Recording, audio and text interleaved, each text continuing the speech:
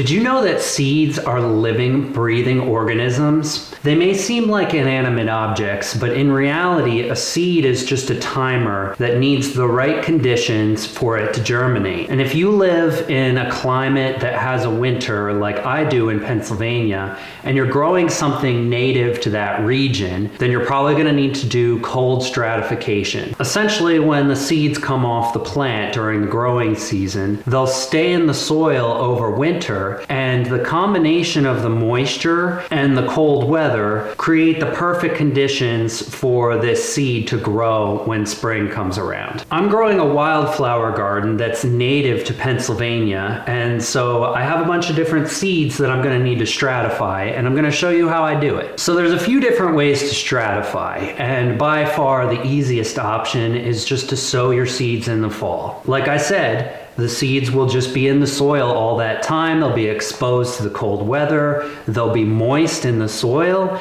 And then when spring comes around, they'll germinate and come up on their own.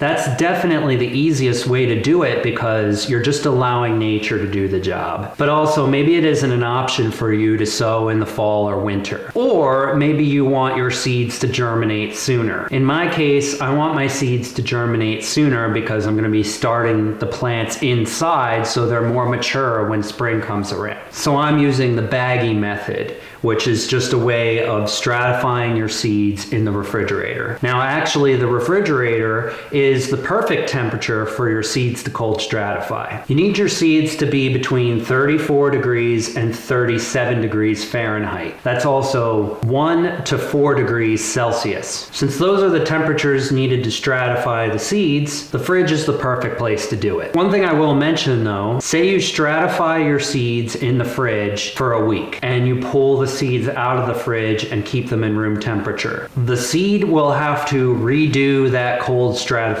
process. So you want to be sure that once you get them ready to stratify, that you just leave them in the fridge and let them do their thing for the amount of time that's necessary. So seeds all have different stratification times. Some seeds don't even need cold weather stratification. I have some seeds here that you can just directly sow into the ground, and just the moisture itself will activate the seed and the seed will germinate on its own. Other seeds I have take about 30 days. I have some here that take 60 days.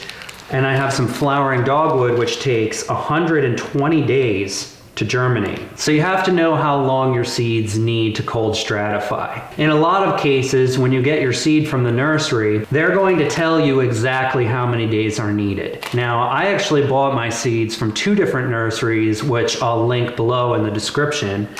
I got some different tree seeds from Sheffield's, and they have very clear directions marked here on the bag. I also got some wildflower seeds from Prairie Moon Nurseries, and they have all the directions on the bag right here. So one thing I want to mention is the timing of it all. I have some 60-day wildflower seeds, and I also have some 30-day wildflower seeds. Now, they're going to start germinating after the cold stratification process. And once they germinate, I need to get them in pots, because if I keep them stratifying, they could actually die. So as soon as they're done, I'm going to want to get them in the soil. So timing is really important. Right now, for me, it's January. So if I stratify some seeds for 60 days, that brings me into March. I wouldn't want to stratify my 30-day seeds right now, because then I'm not going to have them at the same time. So at least in this video, I'm gonna just stratify my 60-day seeds. So let's go over the tools you're gonna need. It's actually quite simple. First of all, you're gonna need some baggies. Then you're gonna need a little spray bottle with water in it. You're gonna need some paper towels. Of course, you're going to need your seeds.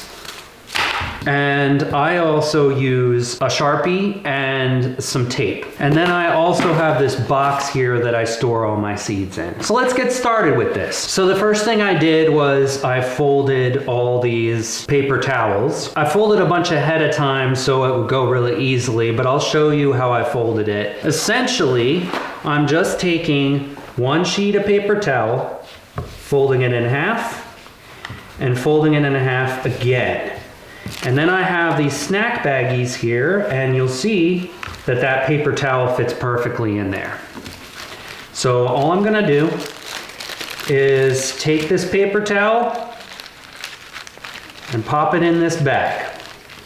I'm gonna start with these Rattlesnake Master seeds. Rattlesnake Master is a really beautiful plant, and it also has a cool name. So definitely one of my favorites here. So essentially I'm just gonna pour some of these into my hand.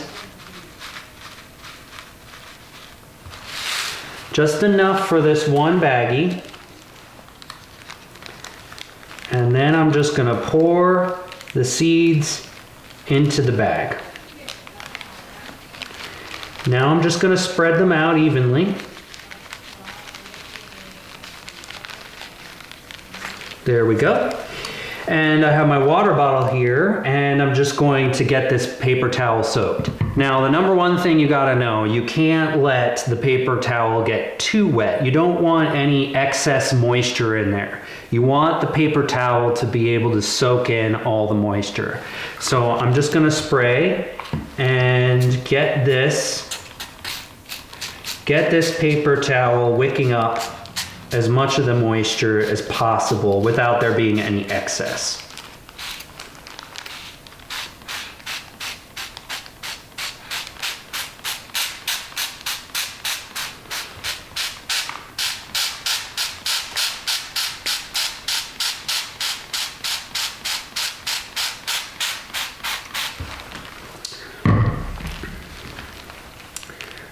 Now I'm just going to seal up the bag, and this paper towel is just butting up against the Ziploc edge.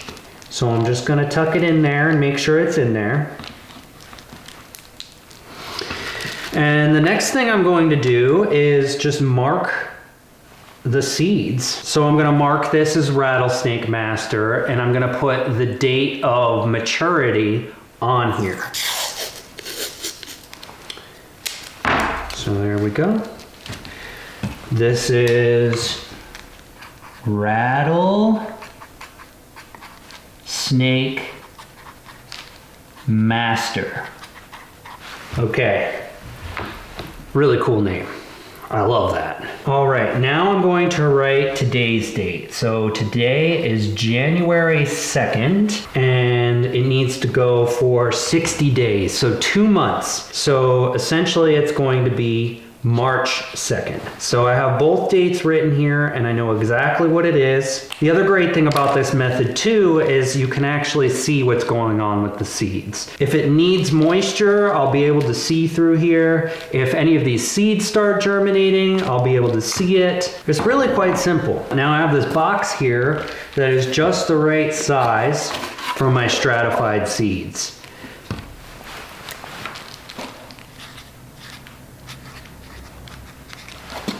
So I'm just gonna set them in this box like this, and then I can start stacking them up. And every couple weeks or so, I'll go in to check on my seeds and make sure there's not any mold growing or anything.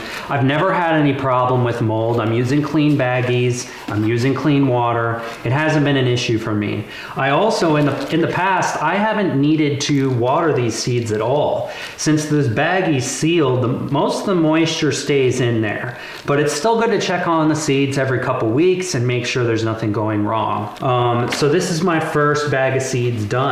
Now essentially I'm going to go through all my 60-day seeds, and I'm just going to pile them up in here, and then I can leave them in the fridge. I'm going to stratify my 30-day seeds 1 month from now. So then all of these seeds will mature at the same time, and I can put them in pots at the same time. So that's it. It's a pretty simple method to get your seeds started. When March rolls around, I'll be able to put these in pots, and then I'll grow them under light indoors. And then when the weather gets warmer outside, I'll be able to take all these plants outside.